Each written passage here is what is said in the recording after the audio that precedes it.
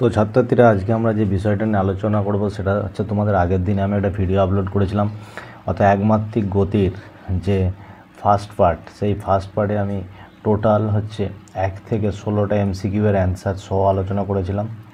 তো এই পার্টে আমি যেটা আলোচনা করবো এটা হচ্ছে একমাত্রিক গতির সেকেন্ড পার্ট, অর্থাৎ এই সেকেন্ড পার্টে আমি টোটাল 17 থেকে 25টা MCQ কোশ্চেনের টোটাল অ্যান্সার সহ আলোচনা করব। তো তোমরা যারা আগের ভিডিওটা দেখোনি তারা আই বাটনে ক্লিক করে যে আগের ভিডিওটা দেখে নিবে, অথবা আমি ডিসক্রিপশান লিঙ্ক দিয়ে দেবো। তো আজকে আমরা যেটা আলোচনা করবো সেটা হচ্ছে 17 থেকে 25 নম্বর MCQ পর্যন্ত total details solution.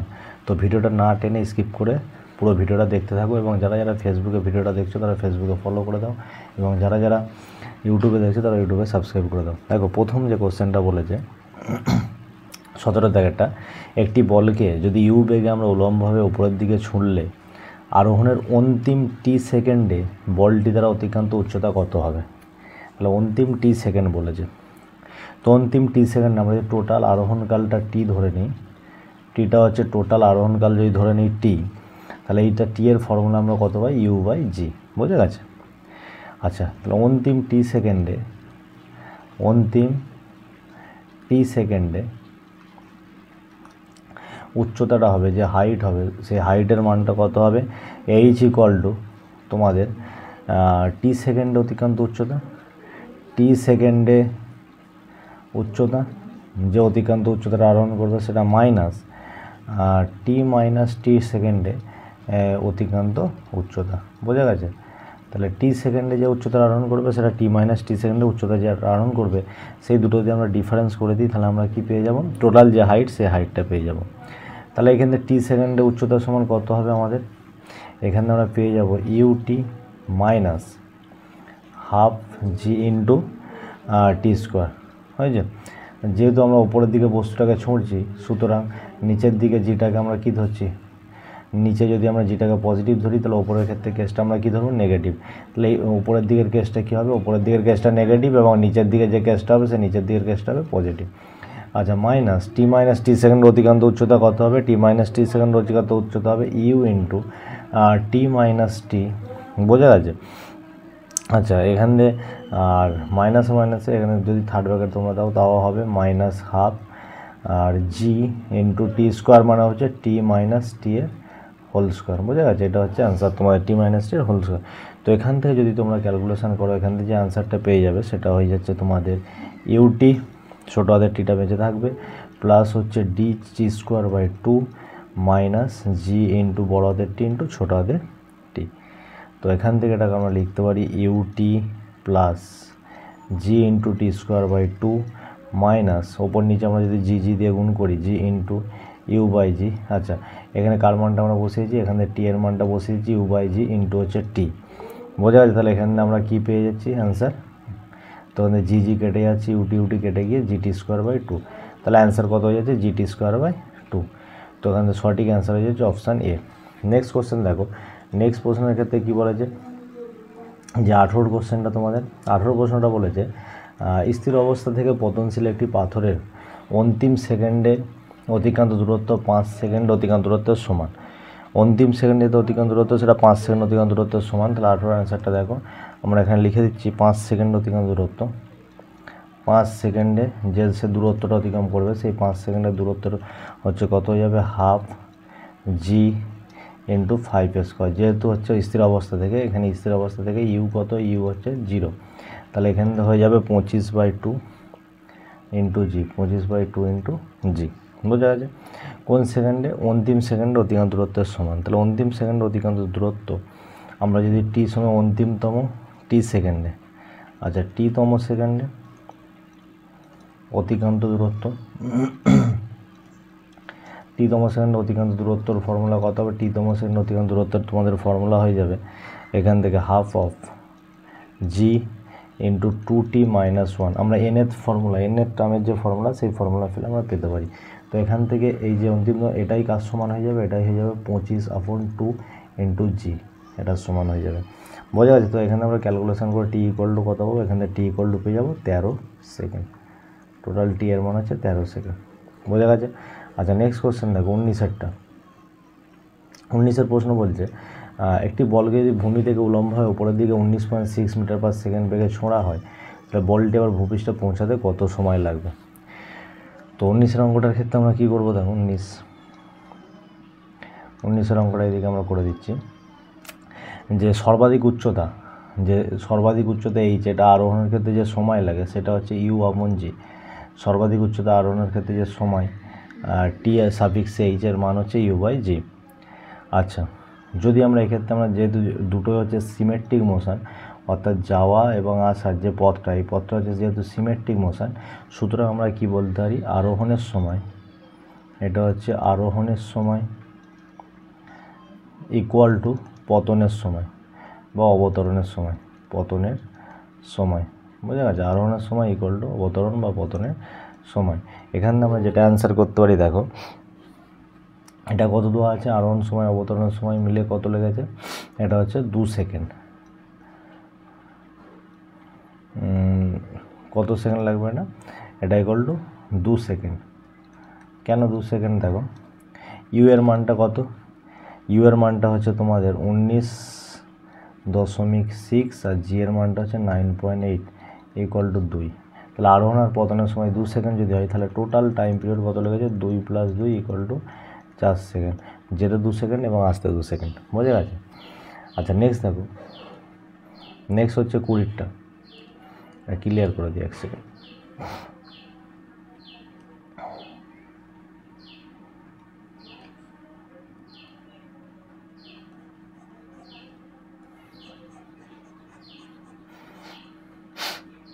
One minute clear করে দিই।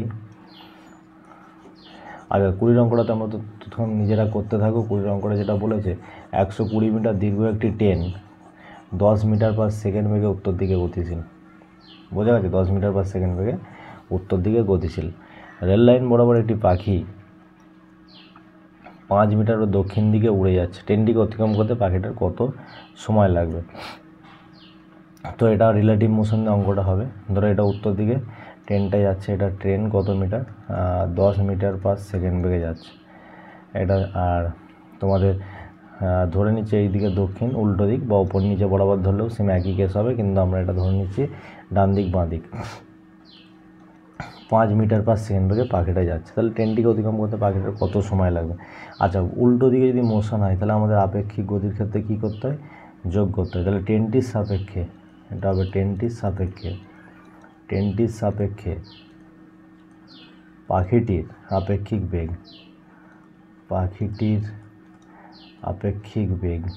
আপেক্ষিক বেগ তোমাদের কত হবে, ভি, যেহেতু উল্টো দিকে মোশন তাহলে অ্যাড করে দেবো 10 + 5 ইকুয়াল টু হচ্ছে 15 মিটার পার সেকেন্ড। তোমাদেরকে শর্টকাটে করাতে হবে, যেহেতু এমসিকিউ তাড়াতাড়ি তোমাদেরকে অ্যান্সার করতে হবে। তো ট্রেনটিকে অতিক্রম করতে পাখিটির প্রয়োজনীয় সময় কত লাগবে তোমাদের, 120/15, যেহেতু ট্রেনটির দৈর্ঘ্য হচ্ছে 120 মিটার, তাহলে এখানে অ্যান্সার হয়ে যাবে তোমাদের 8 সেকেন্ড। কত অ্যান্সার যাবে? অ্যান্সার হচ্ছে 8 সেকেন্ড। আচ্ছা, নেক্সট দেখো 21-এর কোশ্চেনটা। বলে সমবন্ধনে গতিশীল একটি কণা ষষ্ঠ এবং নবম সেকেন্ডে যথাক্রমে 570 সেন্টিমিটার এবং 390 সেন্টিমিটার দূরত্ব অতিক্রম করে। কণাটি স্থির অবস্থায় আসতে কণাটির কত সময় লাগবে? তো 21-এর অঙ্কটা দেখো। 21-এরটা একটু বড় হবে তোমাদের। আচ্ছা, এসএনের যে ফর্মুলা, এসএনটা কী পাই আমরা, SN U minus half of F into 2n - 1। তাহলে এখান থেকে প্রথম কত সেকেন্ডে বলেছে, ষষ্ঠ সেকেন্ডে কত যায়, 570। তাহলে এখানে আমরা 570 equal to U minus F by 2 × 6 - 1। তাহলে এখানে আমরা পেয়ে যাবো এটা 570 equal to U minus 11 F upon 2। এটা হচ্ছে 1 নম্বর সমীকরণ। 6×11/2। দেখো 2 নম্বর সমীকরণের ক্ষেত্রে কী হবে, 2 নম্বরের ক্ষেত্রে তোমরা লিখতে পারো কততম সেকেন্ডে, 2 নম্বরের ক্ষেত্রে নবমতম সেকেন্ডে। তাহলে নবমতম সেকেন্ডে যায় 390 মিটার। তাহলে এখানে আমরা লিখতে পারি 390 equal to U minus F upon 2 2 × 9 - 1 2 × 9 - 1। তাহলে এখান থেকে পাচ্ছি আমরা 390 equal to U minus 70 F upon 2। এটাকে দিচ্ছি আমরা 2 নম্বর সমীকরণ। দুটো আমরা সমাধান করে যদি দেখি, তাহলে এখান থেকে আমরা যেটা পাবো, ইউ পেয়ে যাব 900 সেন্টিমিটার পার সেকেন্ড, আর এখান থেকে হচ্ছে তোমাদের এ যেটা ত্বরণ পেয়ে যাবো সেটা হচ্ছে তোমাদের 60 সেন্টিমিটার পার সেকেন্ড স্কোয়ার। তো তোমরা ক্যালকুলেশন করে দেখবে যে কোনো কেটে, তাহলে একটা 900 পাবে, একটা 60 পাবে। তো কোয়ান্টিটি স্থির অবস্থায় আসবে, মানে হচ্ছে মন্দন নিয়ে চলছে স্থির অবস্থায় বেগ কত হবে 0। সময়টা জানতে চাই কখন এই স্থির অবস্থায় আসবে, তাহলে আমরা কি লিখতে পারি, V equal to U minus F into T. তাহলে এখান থেকে ভি 0, ইউ এর মানটা আমরা যদি বসাই 900 মাইনাস 60 ইন্টু টি, তাহলে এখান থেকে টি পেয়ে যাব 15 সেকেন্ড। টি কত পেয়ে যাব 15 সেকেন্ড। তো সঠিক অ্যান্সার হচ্ছে 15 সেকেন্ড পর কোয়ান্টিটি স্থির অবস্থায় আসবে। আচ্ছা নেক্সট দেখো 22-এর কোশ্চেন, তোমরা এটা ক্লিয়ার করে দিই একটু। নেক্সট 22-এর কোশ্চেন যেটা বলছে স্থির অবস্থা থেকে একটি যাত্রা শুরু করে একটি গাড়ি আলফা সমতলে কিছুক্ষণ চলতে থাকে, তারপর বিটা সমবন্ধনে কিছুক্ষণ চলার পর পুনরায় এটি স্থির অবস্থায় আসে। তাহলে যাত্রীকালীন মোট সময় টি হলে গাড়িটির সর্বোচ্চ বেগ কত হবে? তো 22-এরটা দেখো, গাড়ির সর্বোচ্চ বেগ জানতে চেয়েছে। তো 22-এর কোশ্চেনটা কী বলেছে, আলফা সমতলের কিছু অংশ যায় এবং প্রথমে আলফা ত্বরণ আর তারপরে কিছুক্ষণ যাওয়ার পর বিটা মন্দন নিয়ে চলে। যাত্রীকালীন মোট সময় হচ্ছে টি, যাত্রীকালীন মোট সময় কত টি। আচ্ছা যখন ত্বরণ নিয়ে চলে এর সময়টা আমরা যদি T1 ধরে নিই আর বিটা সমতলের সময়টা আমরা T2 ধরে নিই। আচ্ছা কিছুক্ষণ চলতে হবে সম্বন্ধ ভি ম্যাক্স কত হবে, এখানে ভেলোসিটি কত হবে আমরা জানি you plus F into T. আচ্ছা এখানে ইউ কত হবে, ইউ হচ্ছে 0 যেহেতু স্থির অবস্থা চলতে শুরু করে, তাহলে ভি ম্যাক্স সর্বোচ্চ গতিবেগ ত্বরণের সময় এফের জায়গায় আমরা বসাচ্ছি alpha into T1, F equal to কত পাবো আলফা ইন্টু T1। তাহলে এখানে আমরা T1 পেয়ে যাচ্ছি ভি ম্যাক্স বা হচ্ছে আলফা, বোঝা গেছে। আচ্ছা মন্দনের ক্ষেত্রে আমরা কি পাবো, মন্দনের ক্ষেত্রে পাবো এখান থেকে মন্দনের ক্ষেত্রে যখন এটা শুরু করবে, দেখো আমরা যদি এটা গ্রাফটা আঁকি, গ্রাফটা ঠিক কীরকম হবে, প্রথমে কিছুক্ষণ আলফা সমতরণে যায়, একটা সর্বোচ্চ মানে এসে আবার এখান থেকে নামতে থাকে, বোঝা গেছে, সব মন্দনে নামতে থাকে।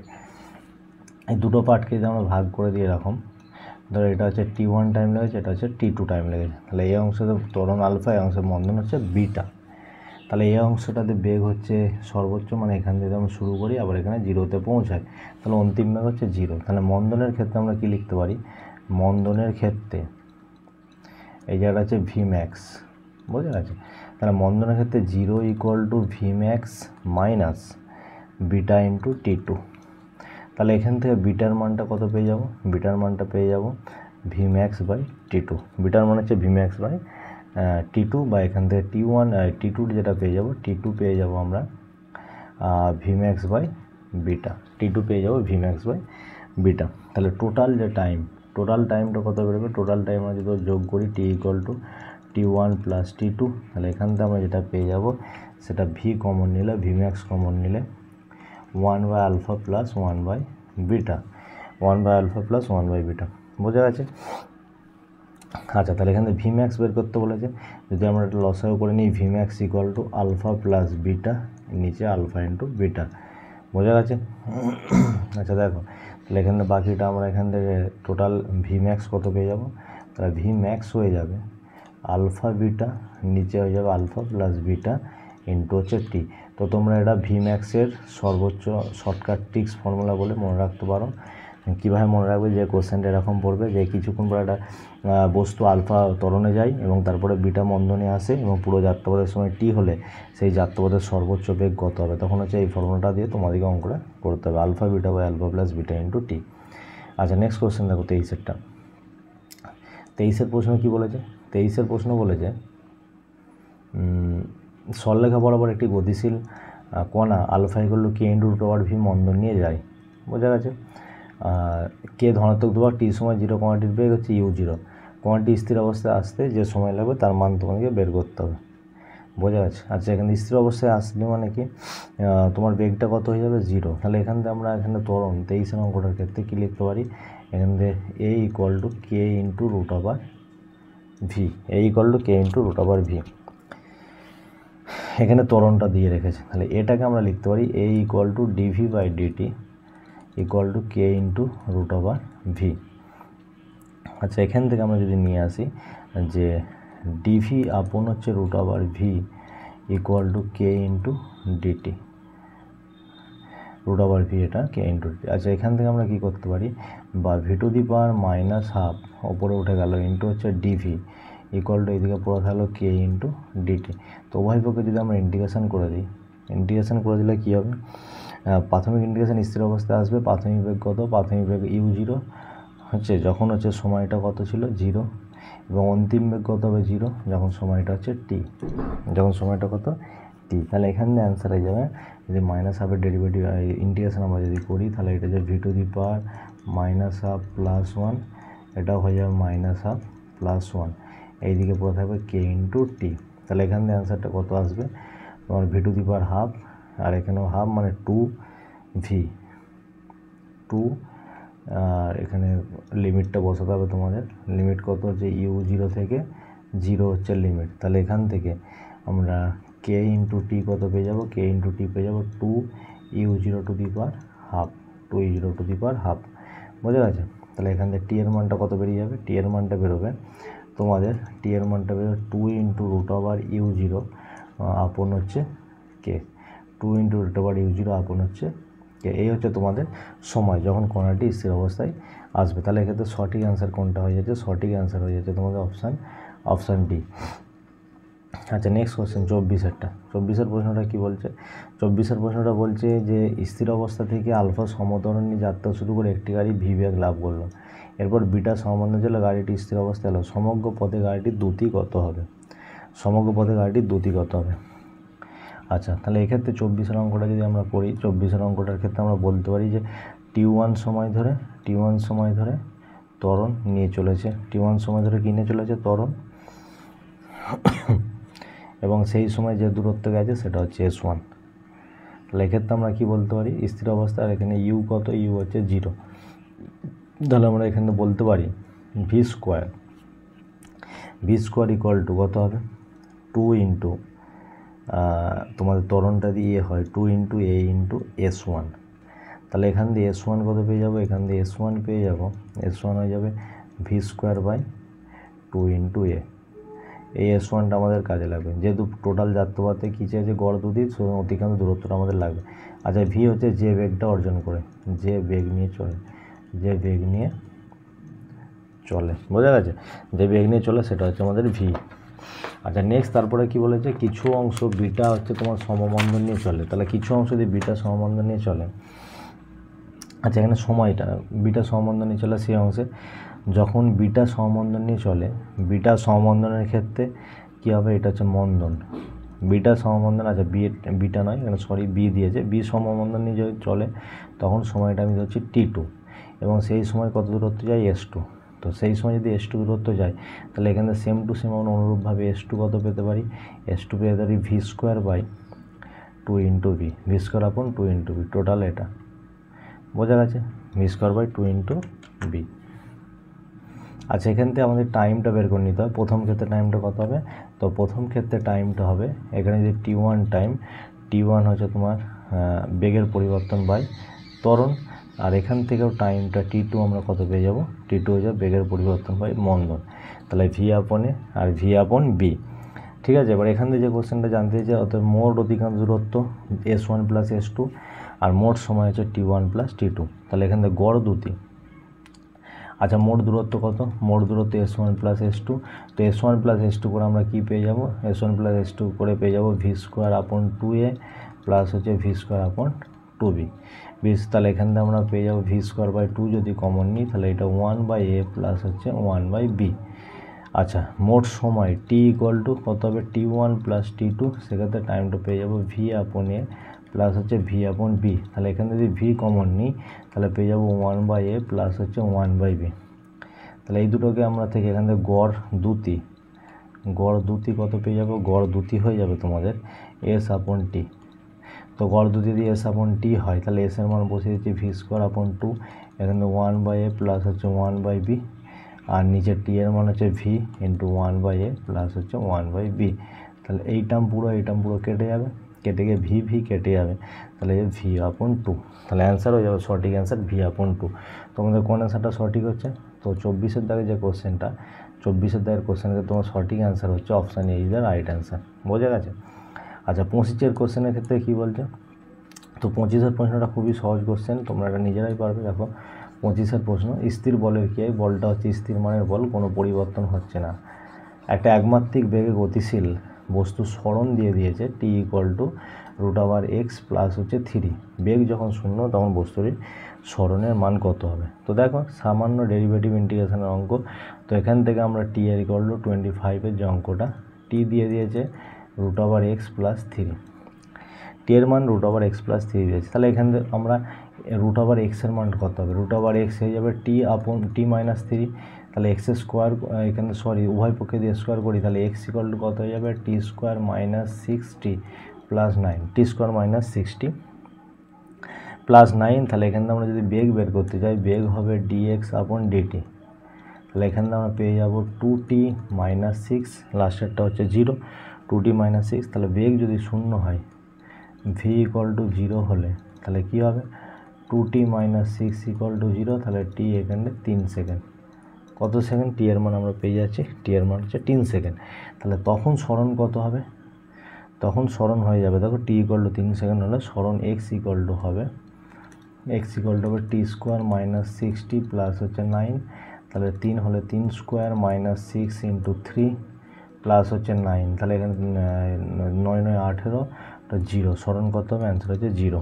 তাহলে সেই সময় সরণ তোমাদের 0 বেরোবে। তাহলে কোন আনসার সঠিক? Option A is the right answer. তো এই ছিল তোমাদের আজকের সেটের তোমাদের 17 থেকে 25 পর্যন্ত এমসিকিউ এর সম্পূর্ণ সমাধান। তো যাদের যাদের ভিডিওটি ভালো লেগেছে, কোনো কাজে লেগেছে, তারা ভিডিওটি অবশ্যই লাইক করে শেয়ার করে এবং বন্ধুদের মধ্যে ছড়িয়ে দাও। ততক্ষণ পর্যন্ত ধন্যবাদ, সুস্থ থেকো, ভালো থেকো, পড়তে থেকো।